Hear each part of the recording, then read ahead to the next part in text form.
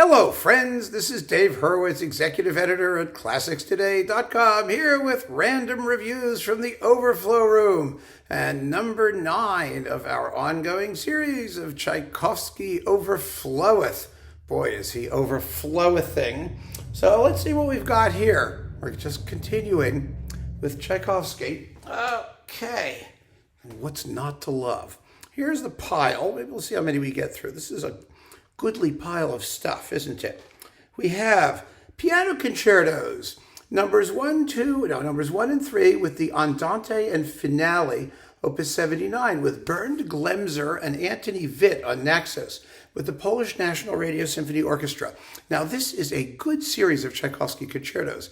Witt is one of those conductors who likes to take his time. He's not a fast conductor. He's a serious and probing conductor at measured tempos, and Glemser is a fine pianist who is perfect for the task at hand. So actually, these aren't droopy. They're not slow in terms of like being, dull or uninteresting, but they're I don't know how to describe it. They have a sobriety about them, which I think is really kind of nice, in contrast to the more flash and hysterical versions of the Tchaikovsky piano concertos, especially number 1, and which are wonderful too. But it's a real alternative view, I think. And I enjoy it very much. It's not like you're going to be bored. I mean, the finale is 7 minutes and 6 seconds. It's not as if it's like, puttering along. It's a good series of concertos. It really is. And I have all of them. I may have talked about another one. Anyway, put it away. That's where it goes. Now, what are these? Ah, yes. This is the original Phillips issue or Phillips duo issue. I mean, not Phillips issue, of course, that was before, of the Markevich Tchaikovsky Symphony Cycle. Oh, big deal. One of the best ever. Markevich is fabulous.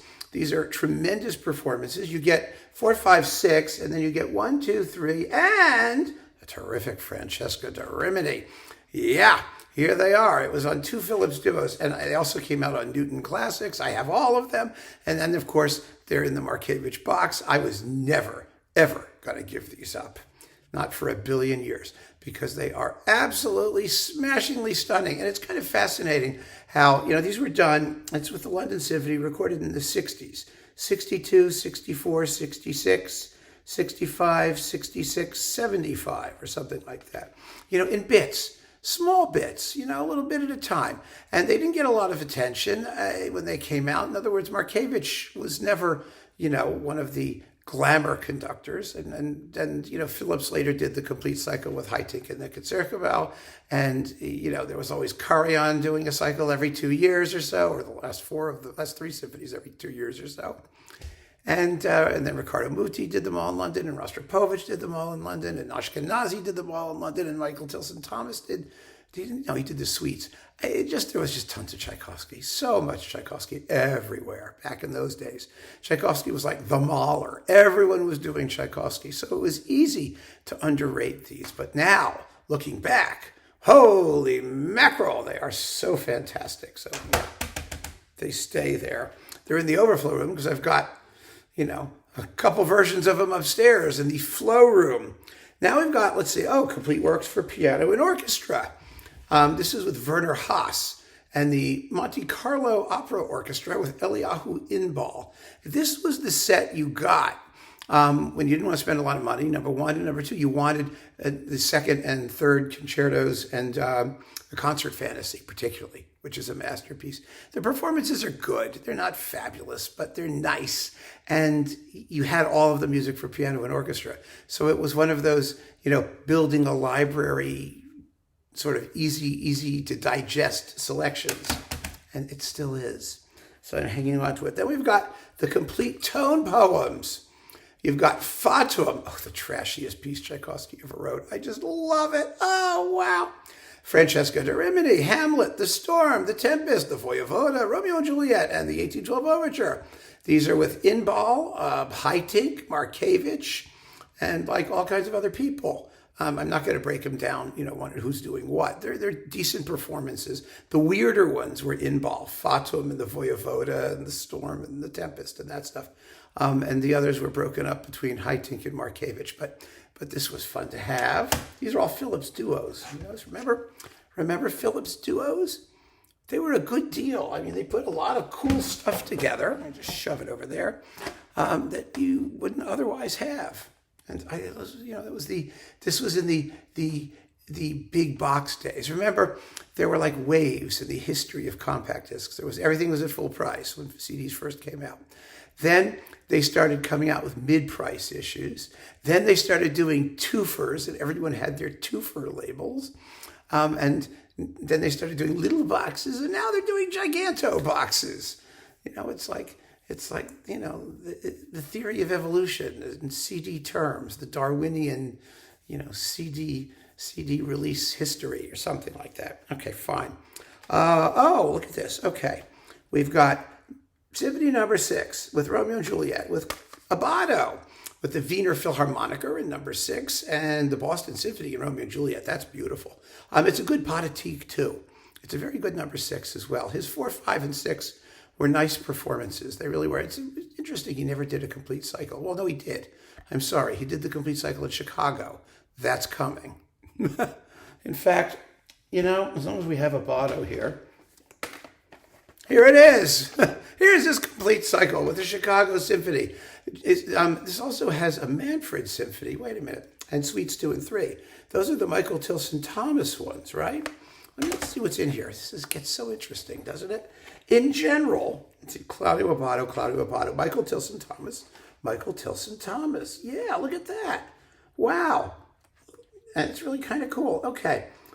So the suites that we have here are with Michael Tilson Thomas. And the other stuff, for the most part, is with Abbado. Now, I actually think, so we have suite number 2, 3. Is there suite number 1 in here? Did Tilson Thomas never do suite number 1? I don't know. There's 2, 3, and 4. And you also get the Nutcracker, the Tempest, the 1812 Overture, Romeo and Juliet, Voyevoda, the March Slav, the Serenade Melancholique, Melodie, and other things. So this is really a nice box. And it's gone. It's long gone. I mean, the Abbado Tchaikovsky Symphony Cycle alone, with its other couplings, was also issued in a different configuration than this one. But I kept this one because it has the other stuff in it. And so where would we start? We started with his Potatique, and now here's these things.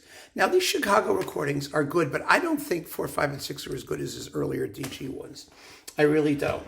And, but that's Abbado. Abbado could become, like I said, a million times, either a micromanager or rather snoozy, So some of those Tchaikovsky symphonies are kind of snoozy, but they're not bad.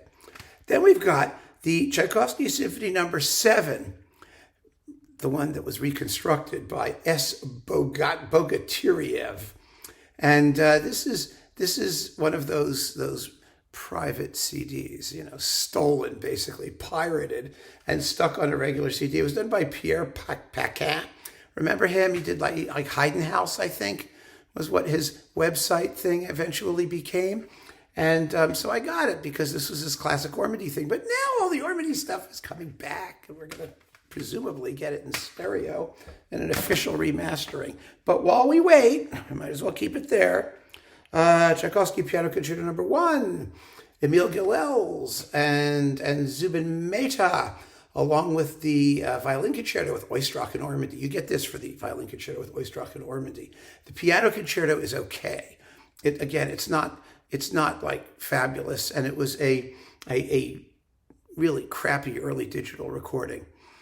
So, I mean, it doesn't sound as terrible, I think, as it originally did, but it's still nothing to write home about. But the Violin Concerto with Oistrakh and Ormandy is a classic version. Then this is wonderful. Earl Wild doing the Tchaikovsky First Piano Concerto. And this is with the New Philharmonia and Christoph Dochnani, von Dochnani, the very same. And the Variations on a Nursery Song, which is amazing, by Dochnani in his Capriccio in F minor.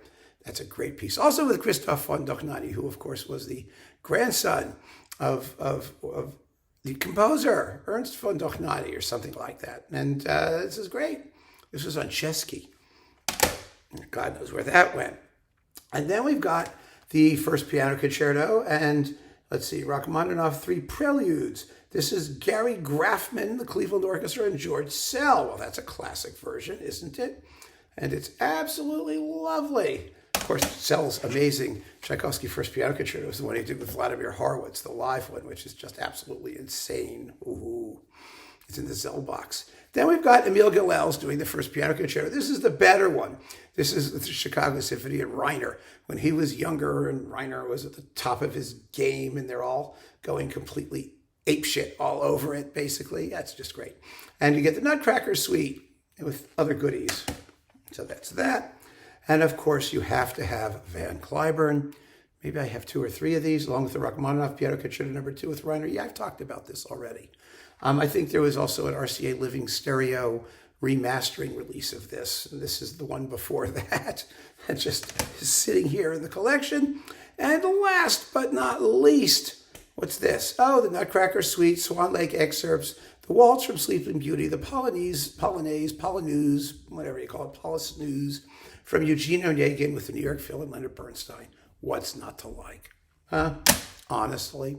So there's a pile of Tchaikovsky, some really good stuff, by the way, in that particular pile. And I've got a few more of these to go as we continue our endless survey of Tchaikovsky in the Overflow room. So keep on listening, friends. Thanks so much for joining me. Take care.